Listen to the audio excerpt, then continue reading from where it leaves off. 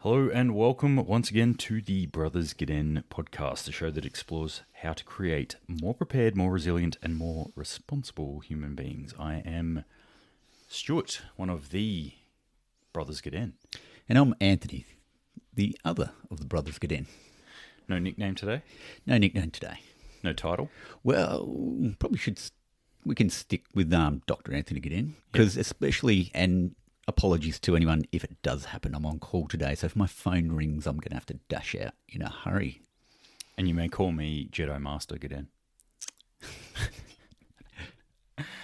Welcome to today's episode. Today's episode, we're going to be talking about civil war and global situational awareness. So I'd start off with a bit of a scenario, if you please. So imagine this. It's the year 2025. The western south of America is split from the rest of the United States, and the United States is now in the middle of a bloody internal civil war.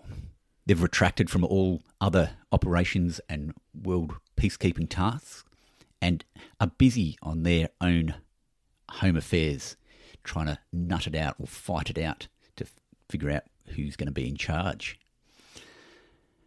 So we want to think about today how this would affect you, your future, the people around you, and how this affects your planning.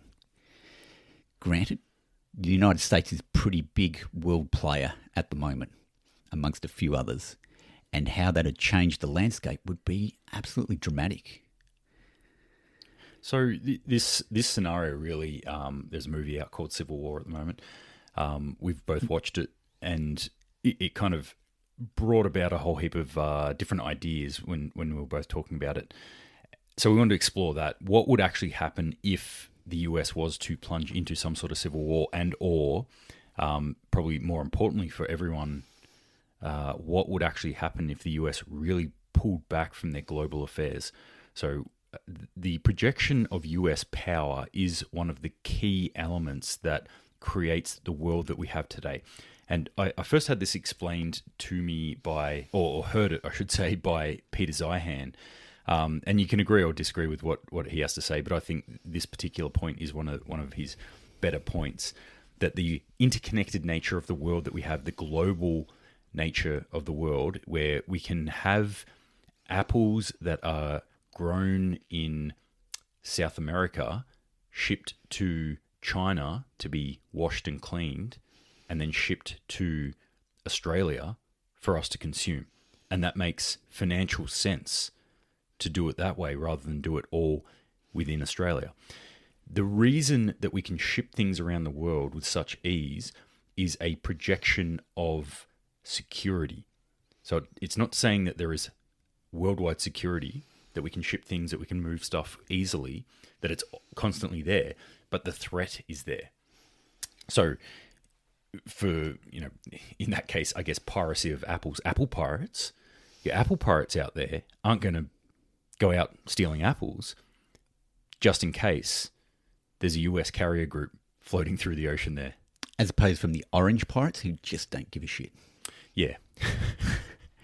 So it is an important point. Like, it makes sense that we get things, but that dependency that we have, that reliance that we have on these supply chains from the rest of the world, and that's what we talk a lot about. What if your supply chain was broken? This is what we mean if it was broken for some reason, and the reasons why it would be broken, and having an awareness of how it would happen, why it would happen, and being able to forecast that awareness of these supply chains being broken and what it's going to mean to you, the upcoming events, and how you should prepare for it.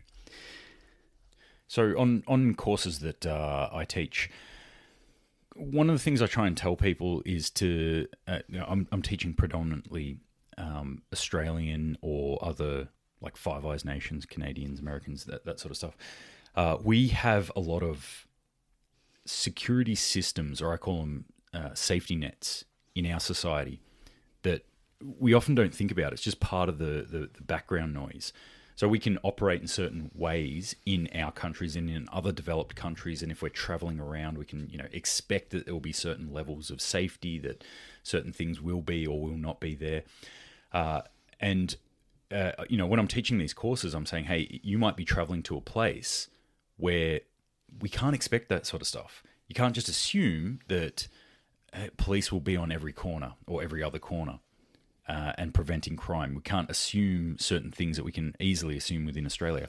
So this scenario I think is really interesting because it's taking that idea of like, hey, what if you're traveling to a more arduous location? What if you're traveling to more austere locations that don't have the sort of things, or the security forces, i.e. police or military, that are there, are not to be relied upon for whatever reason.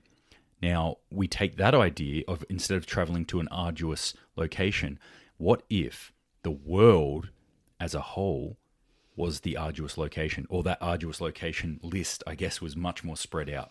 So you're going to have to think about how you're going to operate anywhere in the world, and maybe even including where you live in a different way. And I think thinking that in this kind of context, look, because we're talking about global situational awareness today, it ties into your individual situational awareness. But when you think about individual situational awareness, it's very much about the here and the now and the self. Global situation applies more, yes, to the world traveller, but to your longer term planning as well. Like, how do you prepare things, even if how the situation could potentially change here at home before you go anywhere else. So maybe we'll just define what we're talking about here with global awareness, global situational awareness, individual situational awareness, because one thing in the security industry I often come across is like the word situational awareness. You'll see you look up any survival channel on YouTube and they'll probably have a video on situational awareness. It's a huge buzzword as far as I'm concerned, and is often ill-defined as to what it is. So firstly, what is situational awareness? And secondly, what are the shortcomings in just individual situational awareness? So how would you define situational awareness? So I think when you're thinking about situational awareness, it's just about, look, what's happening immediately around you. Now, that can be placed anywhere, but it's about, right, what do I need to know to survive these next few minutes, these next few moments, and how can I avoid potential threats and potential bad situations by understanding what's going on around me? Yeah, that's like, at its crux, I usually say situational awareness is the unfolding of events, or your ability to see the unfolding of events around you in the environment around you.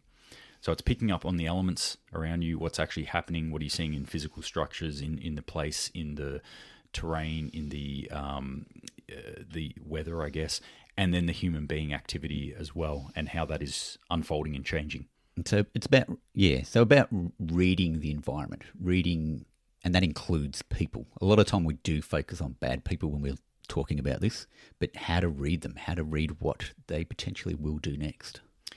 The other part of it that I add into it is that it's not just seeing things unfold around you, it's being able to interpret that information or that data and go, okay, what does this actually mean in the context that I'm in?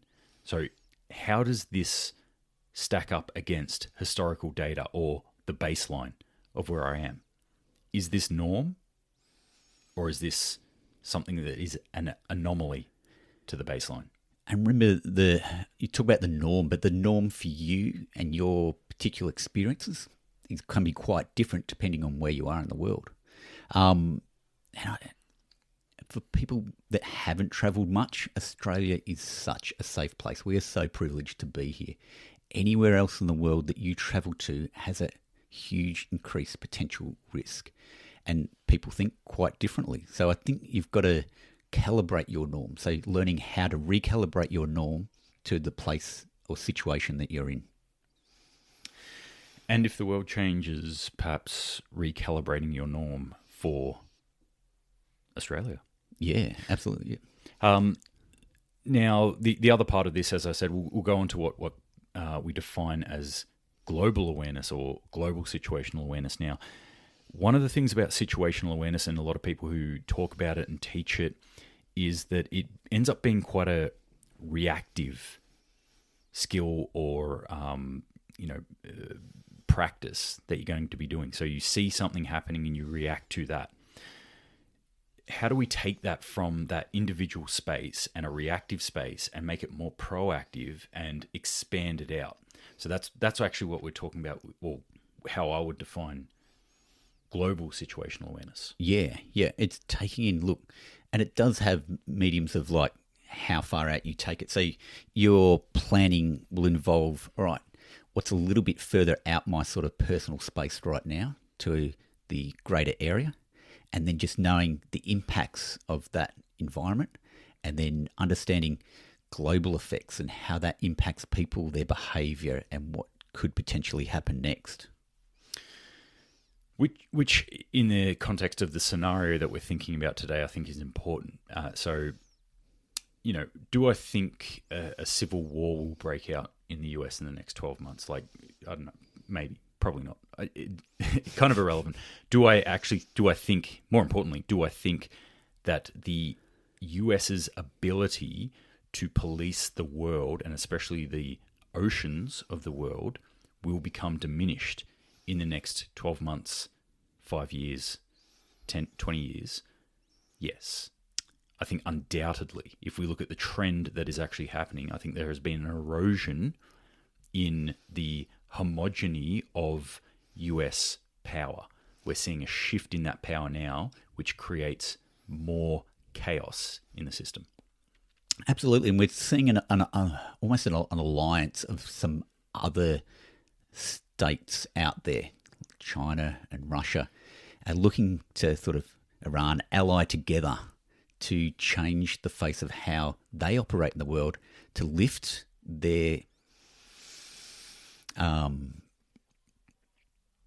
sort of in defiance of the US, I guess, and sort of lift the reliance on how much they are pressured by the US to operate and do things, and how they develop themselves in the upcoming years is going to make a big difference.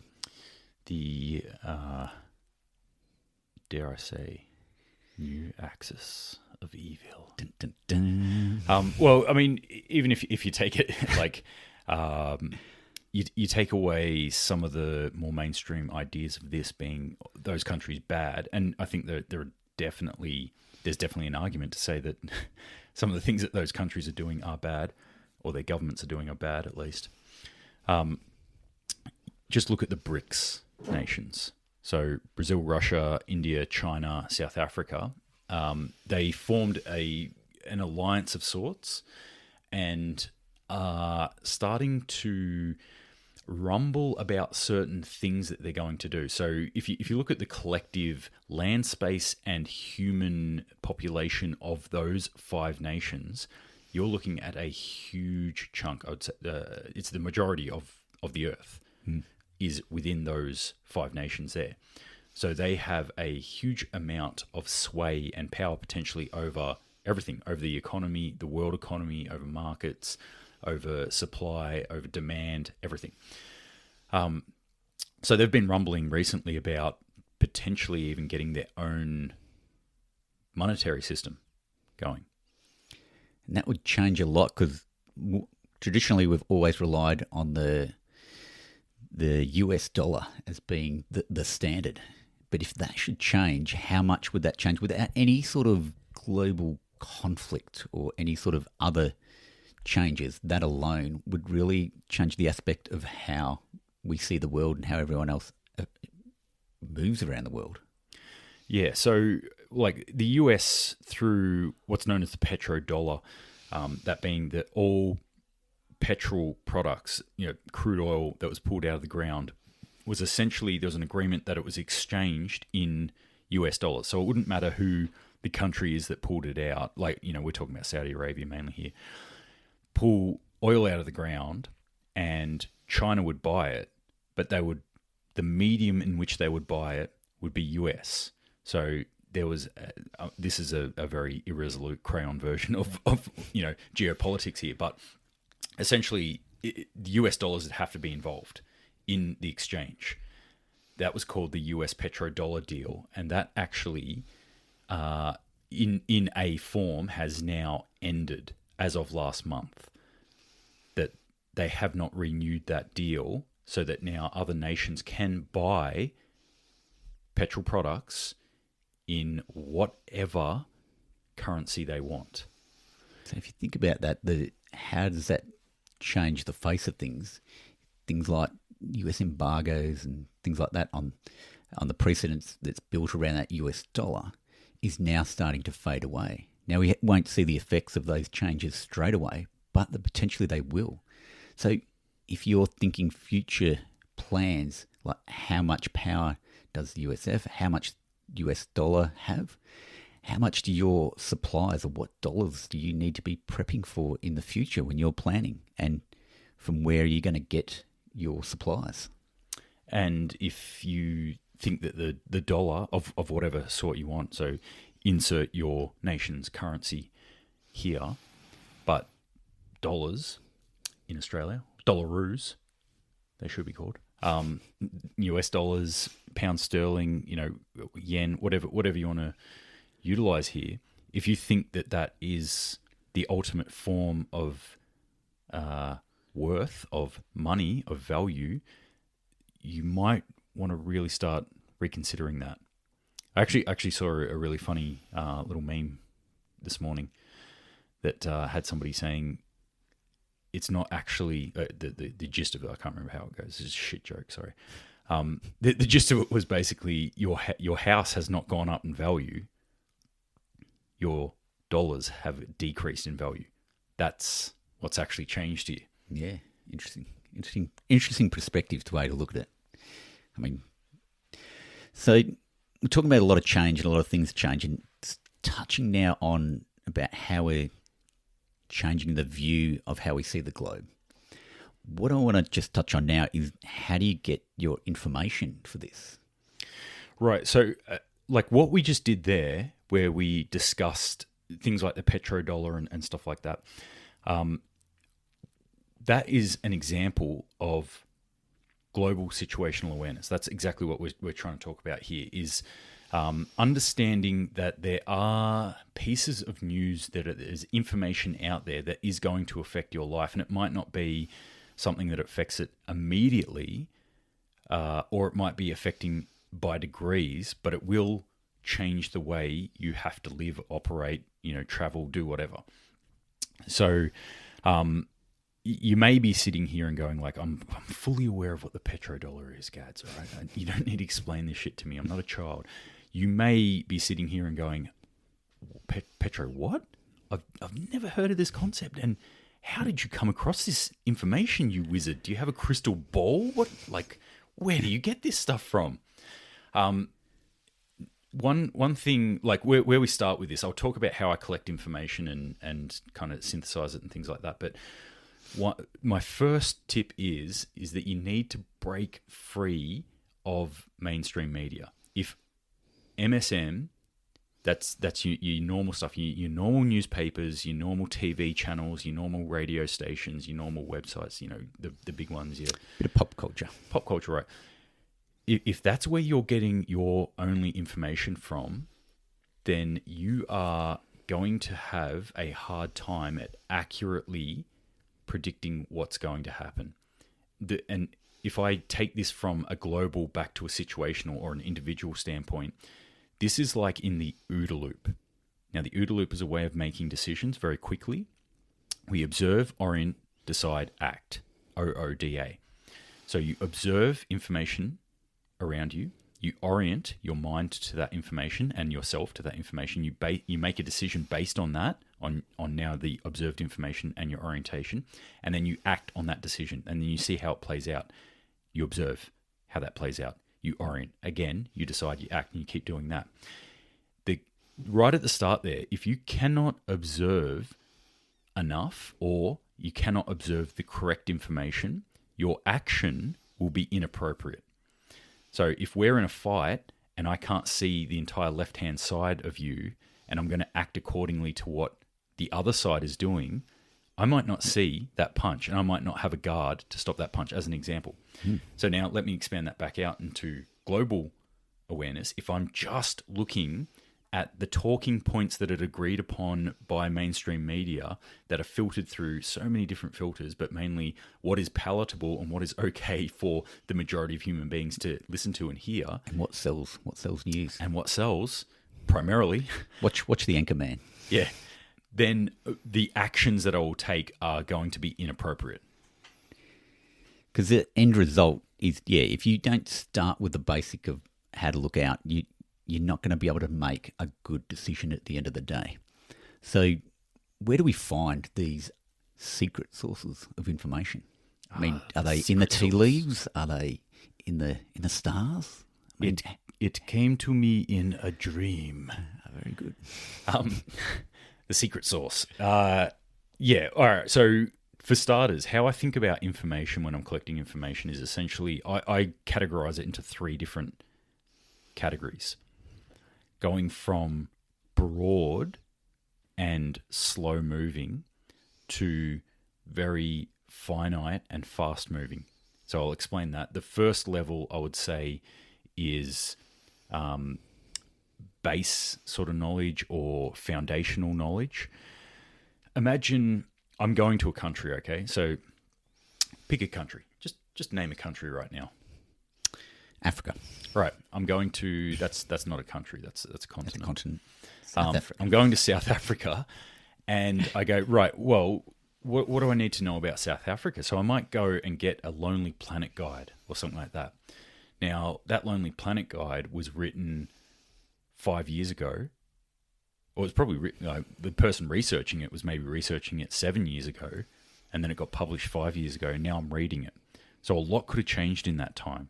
So the kind of information that I want to look at is the history. That's not really going to change too much. So like maybe how it was formed, how it came about, who are the people there, what are your major ethnic groups, maybe look a little bit into the political leanings or swings or things like that. But really I'm looking at that foundational stuff. What language do they speak? What kind of money do they use? Where are the major capital cities and things like that? How's the actual place broken down? Where are the population centers? All that kind of stuff, right? So, like currency's not going to change overnight. Languages aren't going to change overnight. I can learn that stuff once and kind of go set, forget. Then I think about the next level down, which is news level. So this is more your geopolitical space. What's been happening there over the past 6 months, let's say, just to pick an arbitrary time. It might be longer, it might be shorter, depending on how intense things are. But I want to know what's going on there. So I can look at news articles. I can, maybe research the internet. I can start to find blogs, travel blogs, and things like that. People who have actually been there. And figure out what's actually going on there. So I might look at that and I go, right, what's the major languages spoken in South Africa? What are the major ethnic groups? Cool. Right, I've got that. Now I want to know what's happening there. What's the news? Okay, what's been happening there for the past 6 months, how that interplays with the historical stuff that I learnt in those more foundational pieces of information. So I don't know, as an example, let's pick some parts of that Southern Africa area and say there has been a historical movement where they've been tending towards the exchange of ownership of farms and things like that from one ethnic group to another ethnic group, which has actually been happening there. How's that being played out? Right, there's been violence and increases in crime in certain areas. We've also seen more of a disparity in earnings and, all this sort of stuff that's happening.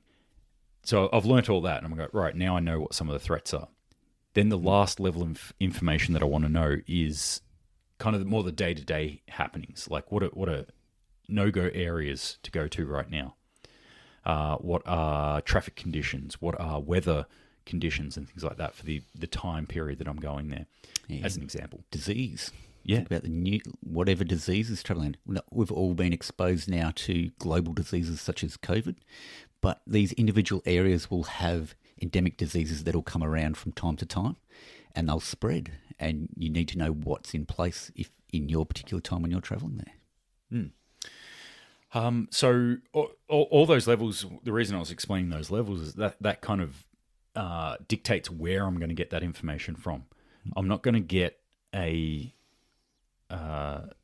traffic report from a Lonely Planet guide, for example. But also, if I'm looking at traffic reports, I'm not going to get a historical breakdown of what's happened in that certain area of the world in the past 2,000 years. No, and you've got to be finding those resources to find it, like say like health and disease. What infrastructure is there? Is there been any changes in that infrastructure recently? The reliability, the safety of that infrastructure, and what do you need to take with you? Which is probably the more important part. It's like all this information's cool to have, but it like the OODA loop, it needs to end in an action. How does this actually affect what I do? How does this change my behavior? So that example that you gave there is great, right? What's been happening with their infrastructure? What's the access to clean drinking water? What's their access to good food? If I'm going somewhere in the world, do I need to take this stuff with me? And so, you just got to look at some examples. Like I said, the Lonely Planet Guide is good for sort of maybe some long-term sort of forecasting. You can have a look at some news channels, like BBC maybe, Al Jazeera News might be good for more up-to-date sort of things. Having a look for disease sources like the CDC or Fit to Travel, have some good recent, current, up-to-date information. We're lucky that we live in an electronic age where back gone are the days where your Lonely Planet Guide from 10 years ago is on the library shelves and that was your only source. We can talk to people almost immediately and research it, up-to-date information now with what's out there. Just as a little tip there too on something you said, talk to people. I think in the military, what we call HUMINT or human intelligence. So actually asking a human being about what's going on. So a human being has collected this information for us. I deem that as one of the best sources that we can actually get. Someone who's on the ground or has been there recently. Yeah, if you've got someone that's there right now, have a chat with them. If you've got someone that's just come home, have a chat with them. Or look for some of these open forums, open blog forums that you can find online again, that people will put out information. Or I'm also, a crazy tinfoil hat. There it is up there actually. Yeah. There is tinfoil hat here. So I do cast a wide net. I would say probably a wider net than most people when I'm collecting information. I'll go to all sorts of weird, crazy sources. I don't, as a rule, I don't discard any information that I get. I just weigh it through the source as I deem it. So, as an example, if I'm collecting information and on geopolitics or something, I might actually look at the Washington Post and also look at Russia Today. And, if you're on, depending on how you sit ideologically or on what end of the spectrum of politics or whatever, you might hear one of those two and go like, no, I would never listen to that person. I don't discard the information. I just weigh it through where I get it. And I think having exactly that, looking for opposing views of information, but trying not to just settle on what they call single source or single point information. That in itself is probably a recipe for something going wrong. You need to just look for views that don't just fit the way you think and you want it to be, but you've got to look for things that oppose it, try and see what overlaps. And somewhere in that overlap part in the middle is you probably get close as you can to the true information rather than any single source information. The single source sort of stuff is actually quite interesting because of the echo chamber effect that we have with our internet, with our social media today. I see people fall prey to this quite a bit, where they'll go, studies have shown blah blah blah, and I've seen this. It's all over the internet. What actually happens is one study. This is a great one. Studies show, and I always ask which studies. Because quite often it's just one study that found a thing. And then somebody gets onto that. So a newspaper picks that up and puts it out. then somebody else sees that and they create their own post on that. And somebody else sees that and creates their own post on that. And you'll see a whole proliferation of this information come out. But if you follow it back, you'll see it's actually only a single source. It actually only came from one piece of original information. And it's something that can trap a lot of people into thinking things are very different than they actually are. Yeah, and I think that's an interesting phenomenon of this information age where everyone gets to post an opinion. Everyone gets to put up their little piece, their 5 minutes of fame, is trying to distinguish what is actually true information and what is just repetitive or recycled information or echoed information. I think in that it's where you're trying to, where we say looking for different points of view. That's sort of one of the keys, is not something that has a repetitive point of view, and trying to evaluate, see what information overlaps on those differing points of view rather than just what is in agreement with everyone else. All right. So circling back to where we started, the US, who is the power in the world, has turned its gaze outwards to its navel, and I don't mean it's floating on water navel, but it's belly button. It's outward navel. It's staring at itself in the mirror more and more. So it can't really concentrate on what's going on out in the world, and there are a number of entities, organizations, nations, governments who are waiting right now for that to happen so they can take advantage. And if we, follow what's going on at the moment, it could be maybe Russia pushes further or fully takes over Ukraine. Maybe it's Iran and Israel fully kick off, and that goes kinetic and goes much larger to an official war. Maybe it's China and India have been having border disputes, and that kicks off a bit more. Maybe it's China and Taiwan, and they roll and take Taiwan. Maybe it's North Korea looking at South Korea, and they start bombing South Korea or whatever, or start pushing back in. So all of a sudden, you've got a whole heap of issues that are happening in the world, which I think in any other century you might look at and go, that's a world war. So that's the scenario that we're potentially, that we could face, I guess. That's one timeline. Yeah. But what does this mean for us? Like a lot of that scenario, and where we originally picked this up was from the movie Civil War, is the fact that this shows that this might not be that far away, potentially. Like, it might not happen soon or anytime soon, but the potential for it to happen is only a couple of paradigms to change for it to kick off and start. And what does that change for us? So that means it's easy to say, if I'm a world traveller, I just wouldn't travel as much or to these dangerous areas. But what does that change for me at home as well? I mean, do I know particularly where my apples come from? Are there apple pirates between me and my apple source? Where does my petrol come from?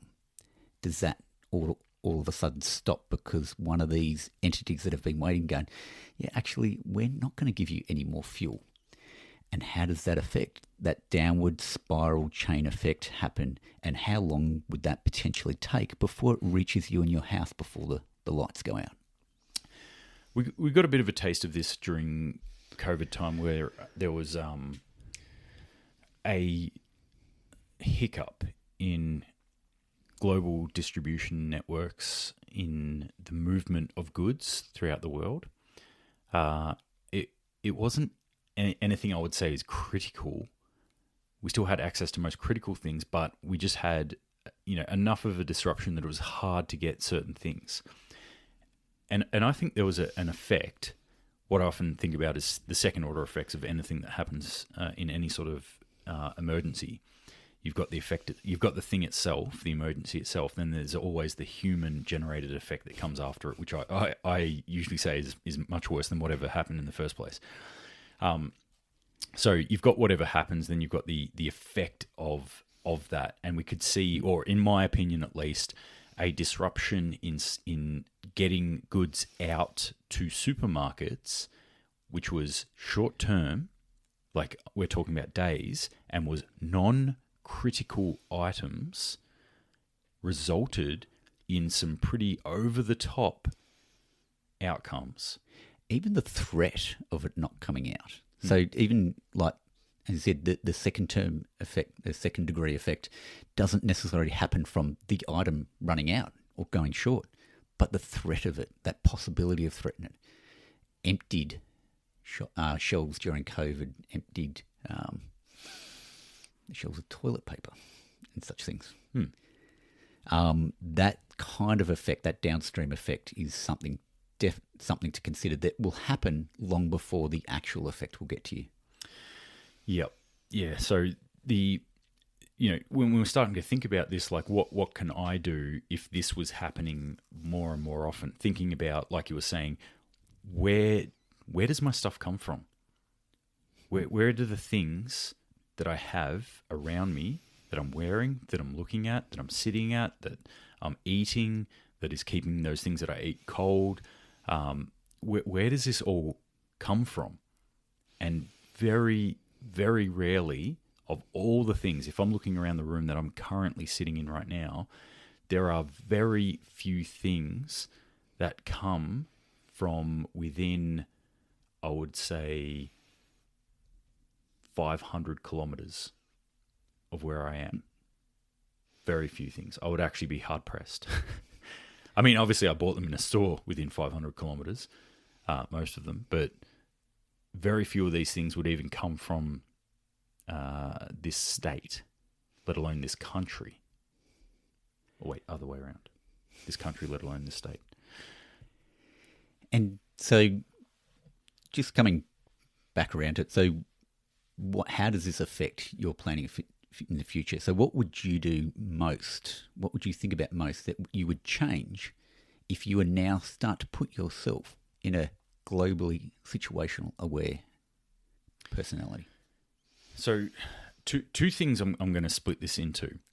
One, we've got the traveller. One, we've got just me at home. Okay.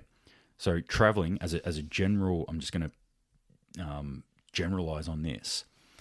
If this sort of scenario was playing out and I'm traveling, there's a very different way I plan to travel, and I probably shouldn't. I should do the better way all the time, but I don't. If I'm traveling to, say, Venezuela in 2019, right? They're in a state of collapse. So I had to do a lot of planning. I had to do a lot of thinking about how I'm going to go into this space. This is a dangerous space. Or 2020, I went into Syria. So, what food do I have to take? How do I get clean water? What's the security situation? Who are the fixes? Where are we moving to? How do I communicate with people? What are all the systems that we've got going there? All that I planned out. And then, if I'm going to the US, I don't plan any of that. I kind of go, all right, where are my flights? Do I have a hotel? If not, maybe I'll get an Airbnb. That's about it. I mean, yeah. What you're kind of talking about there is the basic approach to any threat is mitigation, avoidance, or adaptation. You need to find one of those ways through to change what the risk and the threat is. So in a general sense, as the world is getting more arduous, more austere, I would increase the level of planning that I'm doing if I was having to move in around the world. But what about home? Right. So this is something that I think about. On my other channel, Ragnarok Survival, I often talk about prepping, getting myself ready for emergencies at home. Not necessarily doomsday prepping, but just going, okay, well, what if there was another disruption to the supply chain, or a shift in the economy, a major shift in the economy. So. I look at where my things come from, and I start off with, well, what are the essentials that I need to live? Water, food, shelter, being probably the top three that I could think of. Maybe throw in security there as well. And I go, how do I secure my supply of these things? And the easiest way that I can think of to secure the supply of these things is to have them on hand in some way, or for the system of them to be as close as possible. So what I mean by that is to have them, do I have a domicile? Do I rent a house? Do I try and purchase a house? Do I, have some other form of it, like a really good camping setup or something like that, that I could also use if I needed to go mobile? Do I have a secondary location that also has shelter? Where is my water? Can I source water? Is there more water around me? Do I live in an area that is very arid? Do I live in an area that has, good access to clean drinking water? And if not, can I obtain that somehow? And then food, I look at my food system and I go, can I have a little bit extra food on hand in my house? Maybe 3 weeks worth. Maybe try and push that to 3 months. Can I start growing food myself? How much as a percentage can I grow of my own food? And then look at my community as well. How much food can I source from the community? So that's something that I really like to do is, I live in a rural area, so it's a lot easier for me to buy a cow off someone that I know. Put a cow in your backyard. But community gardens, I personally think there's not enough community gardens in the world. It's a lot easier maybe in the rural sense because people already have large gardens and large properties. But I've seen a lot of good examples of people doing rural gardens in the city on rooftops, or have a block of land set out that the whole street neighbourhood uses to grow and to propagate plants. And it'd be a good idea to see, there could be one in your area, to look them up, to find them if you can, and get involved. Or if not, start one. Some of my favorite, I guess, research on this is looking at places that have collapsed. I've been to places that have been in a state of collapse before, but also reading stories of places that have collapsed for whatever reason, various reasons. One really interesting one that stands out to me is post-Soviet Russia, so USSR, after it collapsed, as I think is utterly inevitable when it comes to communism. But that's another story. What actually happened there, and the spike in the price of food and things like that, where they were going through a state of collapse, and they were like, we can't produce enough food for everyone. There were certain there's a really good set of stories around. I'm totally blanking the book. I'll think about it later. But about how a lot of smaller towns were actually okay because people were already growing a large amount of their own food in their front yard or in their backyard. So they kind of had almost like micro farms, micro homesteads that when things went bad, they could then convert that quite easily, and the surplus was sold in local markets.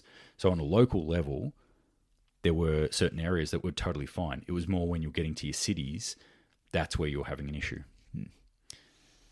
So that's something I often think about when it comes to food and securing, how we're going to eat, and looking at the amount of food that comes from outside in, which again in Australia I think we're actually quite good. We export. We're a net exporter of food. So if you just look at it from the numbers, we produce more food than we have human beings here. Which is pretty good. One of the bread baskets of the world. Yeah.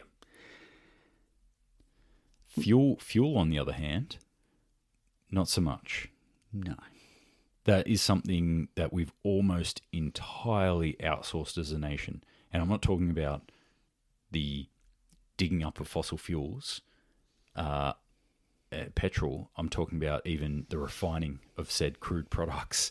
We don't have the ability to even refine fuel in Australia. So no, I was going to say the majority. Look, we do dig up a whole lot of fuel, a lot of coal and a lot of oil, but we send it all out before it comes back at whatever X amount of price on top of it. But yeah, that loss of ability to change it from something crude into something usable is something that we're severely lacking here in Australia. The US has somewhat infamously gone through a massive increase in the fuel price over there. And I think I saw something like in some areas it's gone from $2 a gallon to $5 a gallon or something like that, or plus. which obviously, like, that's a huge increase, right? But if you actually look at it, you're probably on par with what Australia's paying now, and always have been pretty much. But yeah, so I think in looking at all this, look, you don't need to be constantly studying the world and world effects, but you do need to have some sort of global awareness of what's going on in the world around you, and have some sort of knowledge of where those effects could lead, so you know when to start something. Just getting out there, find your couple of resources that you use, research it, keep an eye on it until it becomes a more critical point where you might need to focus in a little bit more if and when you have to travel. But just keeping an eye on global affairs and situation on your day-to-day life. Yeah, I mean, as a counterpoint, we've kind of been singing the praises of collection of information and things like that thus far. Like everything, too much of a good thing can be bad. Everything in moderation, including moderation, as our dad used to say. Yeah, Dad used to talk about this town called moderation. You could have wine, whiskey, and women all in moderation. Yeah, so there is too much of this. You can go over the top, and you can make yourself quite paranoid. You can stress yourself out. You can burn out through information overload. So you do need to find that happy medium. And for a lot of people, it's actually not much. It's probably on the lesser amount of information.